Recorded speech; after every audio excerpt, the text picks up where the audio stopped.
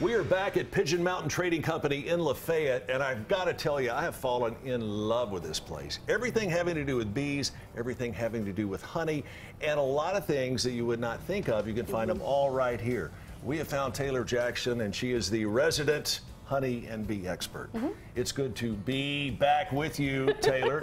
Hey, you were telling me that this is kind of a new or somewhat of a different modification to a conventional beehive. Yes. Tell me about it. Okay, so a little bit about, everybody knows about the colony collapse disorder we're having an issue with, and we're losing honeybees. So one of the biggest issues with commercial beekeeping or beekeeping in your backyard is honeybees will swarm and leave. And due to deforestation, they leave and they don't have anywhere to go because we've destroyed their natural habitat. Sure. So to kind of combat that, we have a new product in that prevents them from being able to swarm. So we lose less honeybees that way. So that's what this is on the front of this hive here. And this just slides on? It does. Easy peasy, slides on the front of the hive. What it does is prevents them from being able to swarm out of the hive. Basically, they swarm inside this box where you can relocate them to a good location instead of them going off and dying somewhere. All right, now let's talk about this particular hive itself. It has a tin roof. Who doesn't love a tin roof?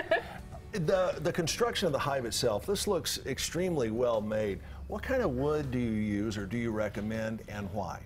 Here at Pigeon Mountain, we only use cypress. If you know anything about wood and how it's made up, cypress is a more compact wood, which keeps water from getting into the pores of the wood and making it rot. So cypress hives will last twice, 3 times as long out in the weather as like a pine hive would. What about the tin roof? So the tin roof is for two things. Keeps water from sitting on the wood when it rains, to keep it from rotting, and then it also reflects heat to keep the hive cool on the inside. What is the best temperature, the best outside ambient temperature that bees will thrive in? I always recommend putting your hives in full sunlight. Full sun.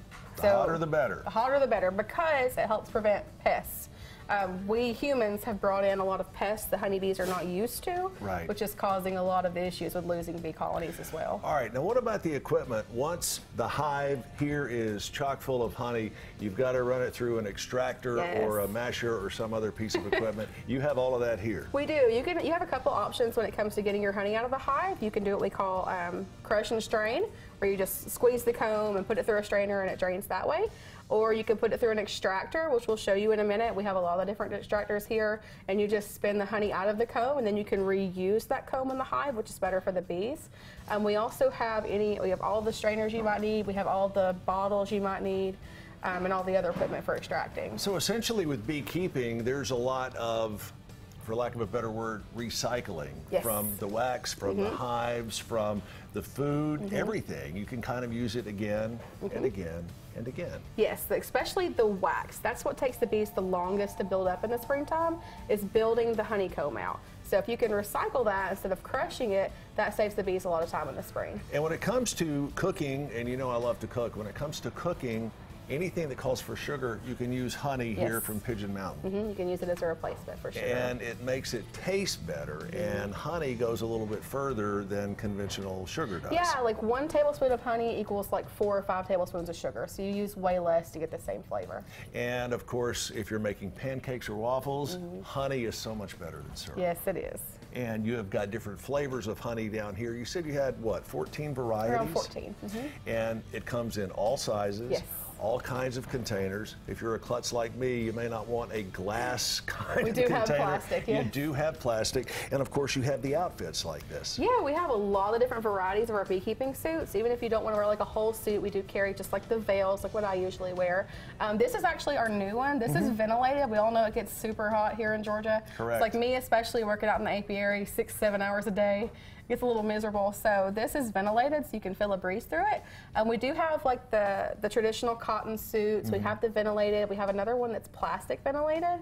And then all the accessories you'd need too, like gloves and just the veils and things like that. And you've got classes that pretty much run continuously. If you're just getting your feet wet in the beekeeping area, or you're an experienced pro, I bet you can pick up some great tips from Taylor and the staff down here at Pigeon Mountain. You're also going to be doing a Honeybee Festival here in Yes. Lafayette coming up in early June. Give me a little bit about that. Well, last year was the first year for the Honeybee Festival, and it really went well. We had like 30,000 people come through that day. Did you have a queen bee for the Honeybee Festival? Our manager was the queen bee that okay. day, I'll tell you that. Gotcha. But yeah, it's an arts and crafts festival, basically. We're kind of like the center of it. We're right here in the middle. It's on Main Street out front, so we're kind of like the center. Everybody comes through this way. Well, I got to tell you, anything and everything having to do with bees, with honey, you can learn down here. You can actually get started. It's a great family hobby, and you'd be surprised how infectious it is. Yes. I enjoy it a lot. Even though I have so many, it's kind of overwhelming. I really enjoy working with the bees. And it's a wonderful place. Let me encourage you to come down here. And this is, again, Pigeon Mountain Trading Company. They have the fancy place and the fancy names out back, but everything you could ever imagine is right here. And you all have an incredible sense of humor. And you know, they whistle while they work. What did they whistle?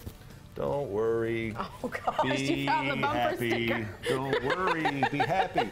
It's Pigeon Mountain Trading Company. Check out their website, which is PigeonMountainTrading.com. PigeonMountainTrading.com. Stick around. We've got more of Let's Chat coming up right after this. You going to whistle it with me? Whistle.